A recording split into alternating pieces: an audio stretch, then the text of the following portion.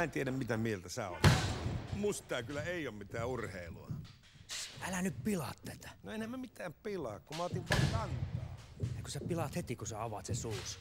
Kato, kun elämähän on niin kuin leffaa, niin kuin tää matsi tässä. Ja siinä on fiilistä, mutta vittu kun sä avaat turpas, niin fiilis loppuu saman tien. Tämähän on helvetin rikas jäbä. Mitä se tuossa hamepäällä killuu? No, musta tuntuu, että siinä vaiheessa, kun sulla on kaikki tuo massi, niin sulla ei jää mitään muuta kuin nämä elämän pikkunautinnot.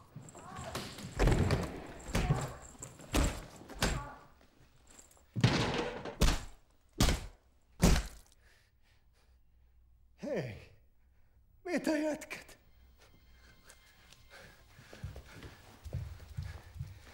Ne järjesti mulle tänne tällaisen vastustajan. Vaikka hyvin tiesivät, ettei ole mitään järkeä otella itsensä heikompien kanssa. No, mitäs teillä on? Niin, oli asiaa.